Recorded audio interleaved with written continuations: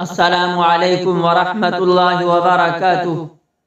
الحمد للہ وکفا وسلام علی عباده الذین اصطفى، اما بعد فاعوذ باللہ من الشیطان الرجیم، بسم اللہ الرحمن الرحیم۔ ان عدۃ الشہور عند اللہ 12 شہرا فی کتاب اللہ یوم خلق السماوات والأرض منها 4 حرم، صدق اللہ العظیم۔ بزرگان محترم اور عزیز میرے بھائیوں، اللہ تبارک و تعالیٰ کا بہت بڑا احسان و کرم ہے کہ اللہ تبارک و تعالیٰ نے ہمیں مسلمان بنایا۔ یہ اللہ تعالیٰ کا بہت ہی بڑا فضل اور کرم ہے۔ میرے بھائیوں، اسلامی مہینے کے اعتبار سے یا یوں کہہ لیجئے قمری مہینے کے اعتبار سے یہ رجب کا مہینہ ہے۔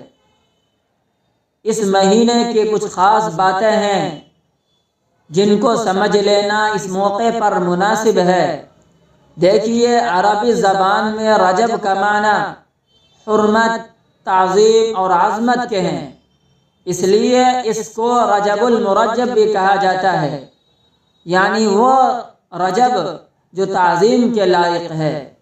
میرے بھائیوں، اللہ تبارک و تعالی نے 4 مہینوں کو حرمت والا مہینہ قرار دیا، اور ان 4 مہینوں میں سے ایک مہینہ رجب المرجب کو بھی حرمت والا مہینہ قرار دیا۔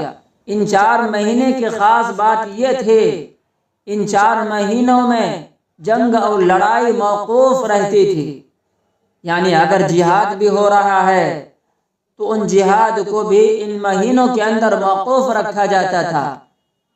گویا کہ ان مہینوں کو امن کا مہینہ قرار دیا گیا، اور یہ بات رسول اللہ صلی اللہ علیہ وسلم کے تشریف آوری سے پہلے بھی جو عرب کے لوگ تھے، جو توحید کے قائل نہیں تھے، آخرت کو نہیں مانتے تھے، لیکن یہ رواج ان میں بھی چلا آ رہا تھا۔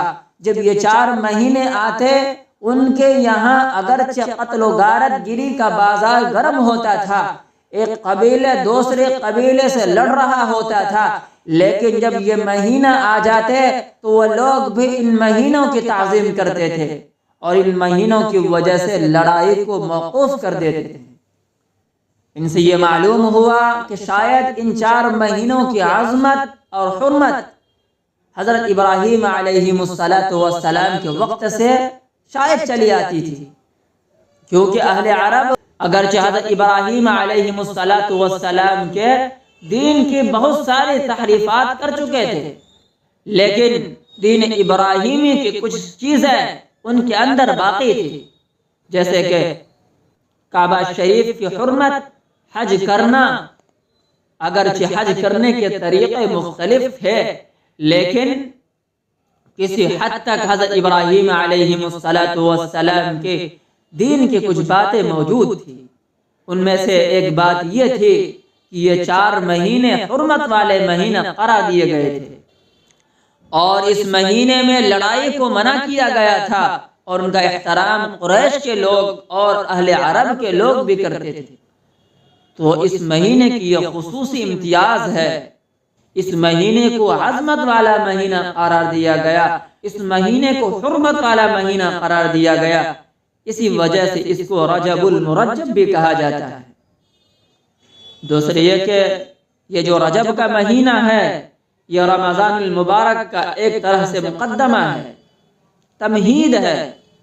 جناب محمد الرسول اللہ صلی اللہ علیہ وسلم جب رجب کا چاند دیکھتے تھے، یہ دعا فرمایا کرتے تھے، اللہم بارک لنا فی رجب وشعبان وبلغنا رمضان۔ اے اللہ، ہمارے لیے رجب اور شعبان کے مہینے میں برکت عطا فرمائیے، اور ہمیں رمضان تک پہنچا دیجئے۔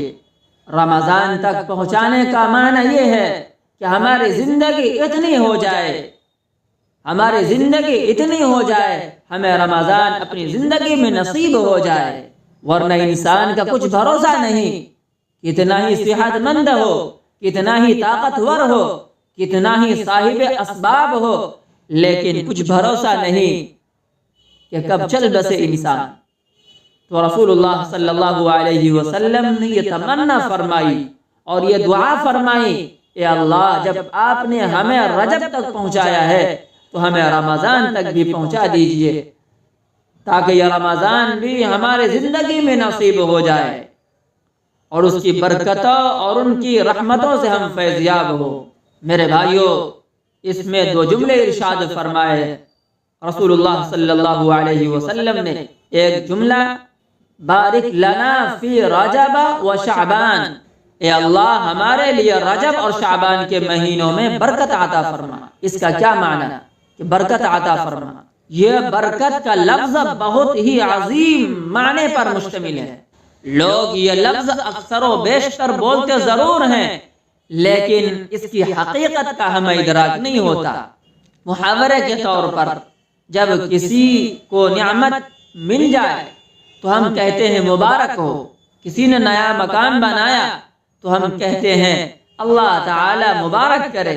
کسی کی شادی ہو جائے مبارک کرے۔ کسی کے پاس گاڑی آئی اللہ تعالی مبارک کرے۔ کسی کو ملازمت اچھی مل گئی اللہ تعالی مبارک کرے۔ یہ جملے ہمارے یہاں بہت مروج ہے اور کہہ دیتے ہیں مبارک ہو مبارک ہو، لیکن کیا مطلب ہے مبارک ہونے کا؟ برکت کا کیا مطلب ہے؟ اس کو ذرا سمجھنے کی ضرورت ہے۔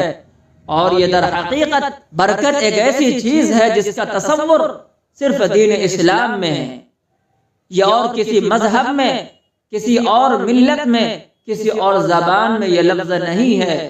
میرے بھائیوں، برکت یہ ہے کہ انسان کے پاس جتنے راحت کے اسباب ہوتے ہیں، بسا اوقات انسان اسی کو راحت سمجھ بیٹھتا ہے۔ مثلا کوئی شخص اگر دولت مند ہے، دن رات دور دھوپ میں لگا ہوا ہے، مال میں اضافہ ہو جائے، میرا بینک بیلنس میں اضافہ ہو جائے، اسی کو راحت سمجھا ہوا ہے۔